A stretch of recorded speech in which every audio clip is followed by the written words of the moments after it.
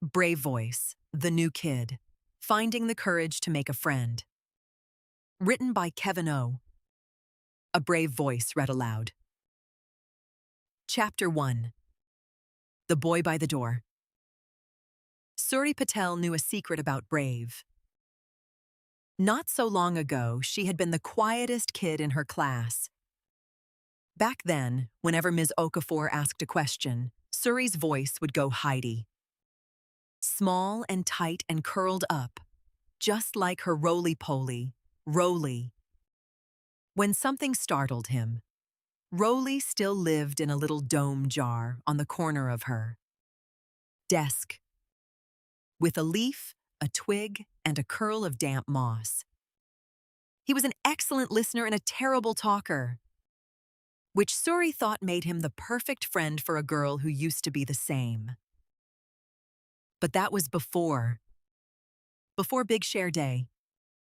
Before her grandpa taught her the trick. Root. Breath. Go. Press your feet down like roots. Breathe out slow, the way a roly-poly uncurls.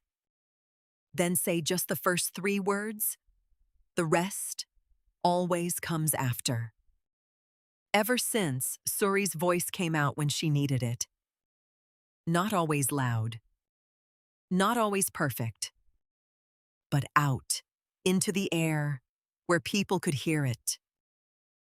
So when Ms. Okafor clapped her hands on a gray Monday morning and said, "Class, I'd like you to meet someone," Suri had no idea that Brave was about to ask something brand new of her.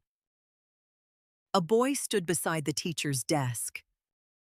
He was tall and thin, with dark hair that fell across one eye, and he held a sketchbook flat against his chest. The way you hold something you're afraid someone might take. He did not wave. He did not smile.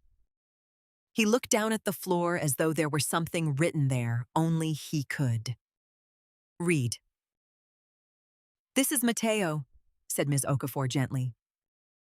"He and his family have just moved here, all the way from another country. Across the ocean.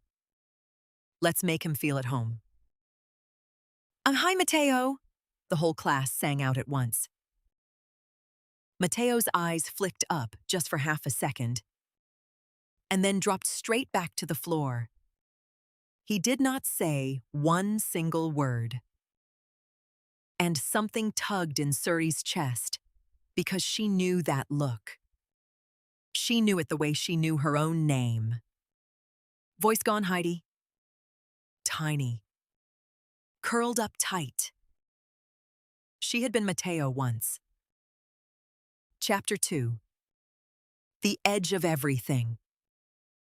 By Friday, Mateo had become a kind of mystery. He sat at the desk by the window, at the very edge of the room, and did every worksheet without ever once raising his hand. At lunch, he ate quickly and stared out at the parking lot.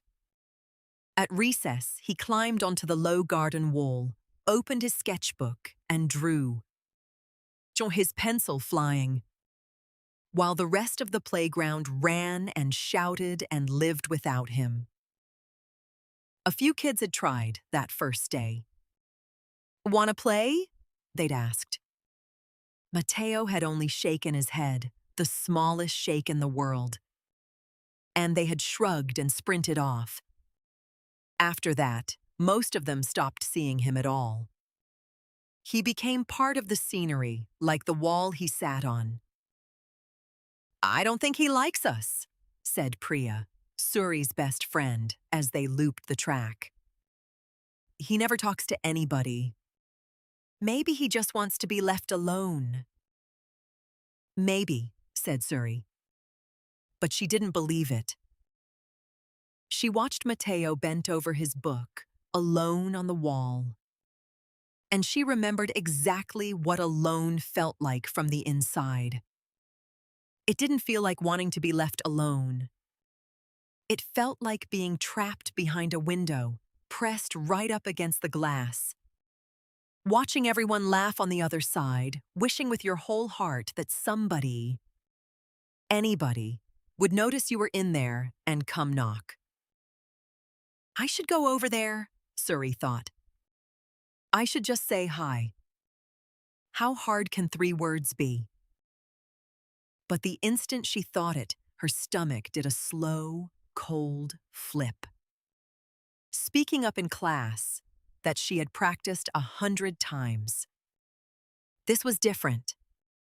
This meant walking the whole long way across the yard to a person she didn't know, who might just shake his head at her too.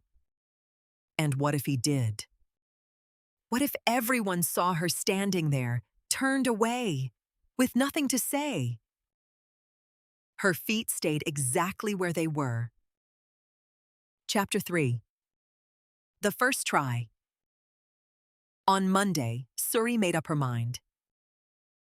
All weekend, one thought had followed her around like a small, stubborn bug. Somebody should knock. And every time she thought it, a quieter thought knocked back. So why don't you? At recess, she stood at the edge of the blacktop and looked across at Mateo on his wall. Her heart was already going thump, thump, thumpy.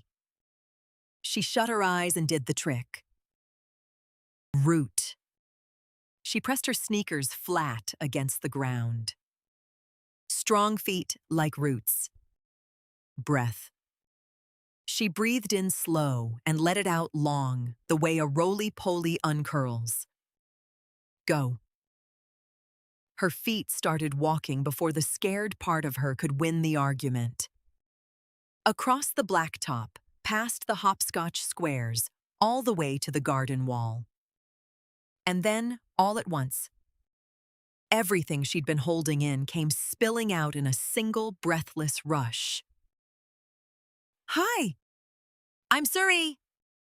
What are you drawing? Is that for school? Do you like it here? Where did you move from? Do you want to come play tag? You can be on my team. We need one more. Come on. The questions tumbled out too fast and too loud, all on top of each other. Mateo's shoulders climbed up toward his ears. He pulled the sketchbook hard against his chest and stared at the ground. And Suri watched him fold smaller and smaller, the way Roly folds when a shadow falls over the jar. And right then Liam came skidding past and stopped. "Why's that kid never talk?" he said, loud enough for half the yard to hear. "Is he even allowed to talk?" 2 kids laughed. Mateo stood up. He tucked his book under his arm, kept his head down, and walked away, fast. All the way to the far corner of the fence, where there was nobody at all. Suri stood by the empty wall with her face burning. That went all wrong. She had been brave, hadn't she? She'd done the trick, the whole trick. So why did she feel worse than before she started? And why did Mateo look like she'd just made his terrible week even worse? Chapter 4. Little Beetle. That evening, Suri sat on the back steps with her chin in her hands, feeling like the smallest, loudest, clumsiest person in the world. Her grandpa came and sat down beside her, the way he always did when her feelings got too big to carry by herself. "Big feelings, little Beetle?" he asked. So she told him all of it. The wall, the questions that wouldn't stop, Liam's laugh, the way Mateo had walked away and folded up tight. "I did the trick," she finished. "I rooted and I breathed and I went. I was brave. And it didn't work. It made everything worse. Grandpa nodded slowly, turning her words over like stones in his hand. "Let me ask you something," he said. "When you were learning to speak up in class, did it come out perfect the very first time?" Suri remembered her wobbly, squeaky, forgot half of it first try on Big Share Day. "No," she admitted. "Brave isn't a magic word, you know," Grandpa said. "It doesn't make everything go right. It only gets you to the start. And sometimes you get to the start and you trip over your own feet." He smiled. "Then the brave part isn't the first try at all. It's going again, a little wiser this time." He nudged her shoulder. "You ran at that boy like a whole marching band, little beetle. Drums and trumpets all at once. But you, of all people, know what it's like inside that window. So tell me, back when you were the one stuck behind the glass, what did you actually wish somebody would do?" Suri was quiet for a long, long time. The street light buzzed on. "Not knock so loud," she said at last. "Just come sit by the window." Quiet. So I wasn't alone in there. So I had time to come out on my own. Said Grandpa, and he didn't say anything else, because he didn't need to. That night, lying in bed, Suri watched Roly sleep in his jar and thought about windows. And knocking, and the trick that came after the trick. Chapter 5. 3 words. The next day, Suri didn't run at anybody. At recess, she walked over slowly and sat down on the garden wall, not too close. An arm's length away, and she didn't ask a single question.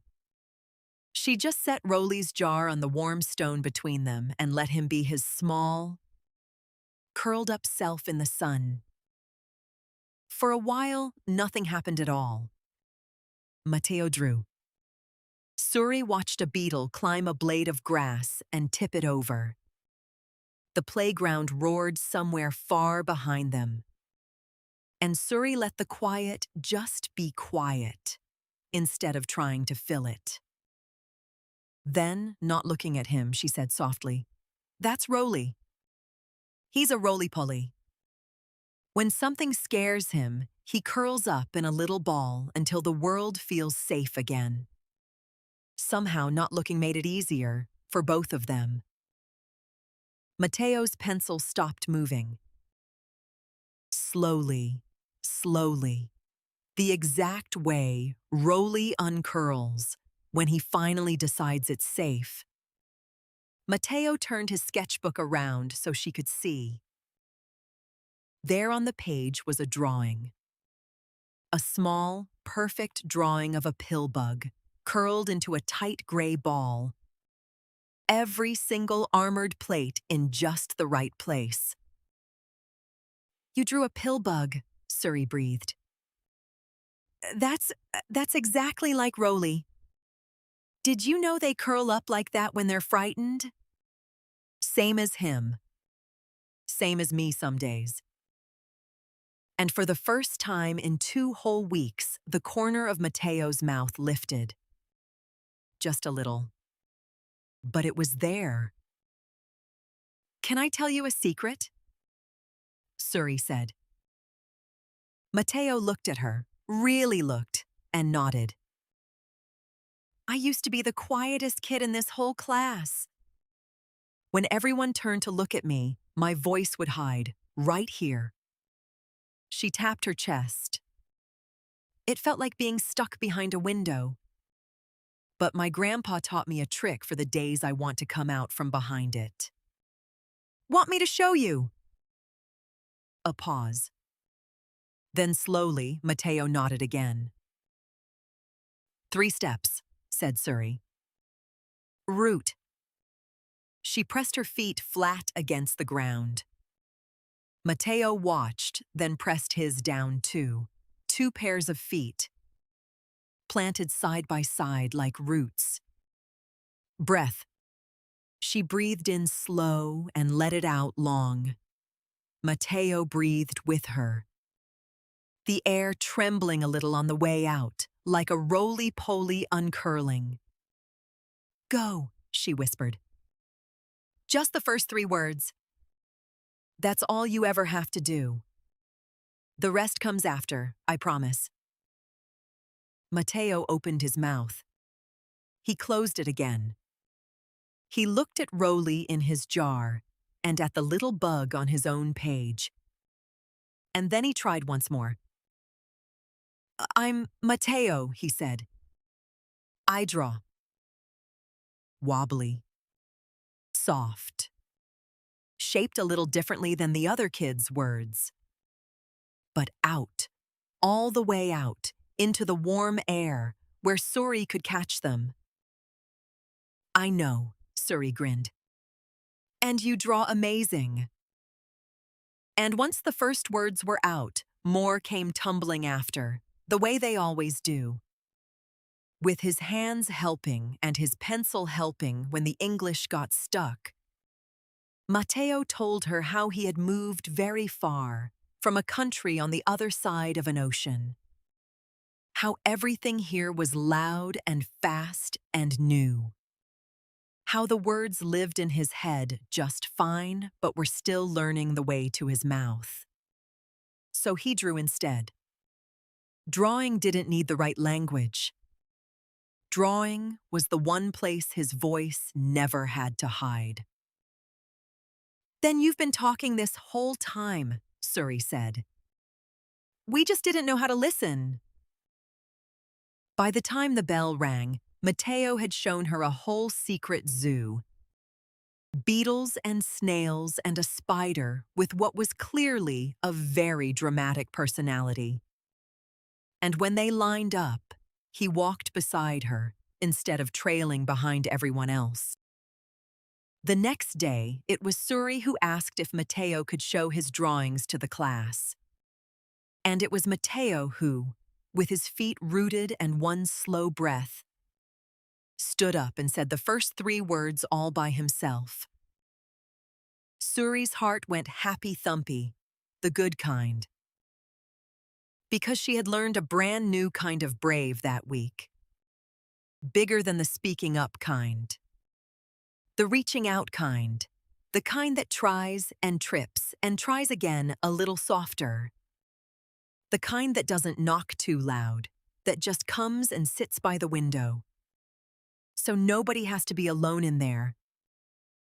So if you ever spot someone at the edge of everything, voice curled up tight, waiting behind the glass, root, breath, go!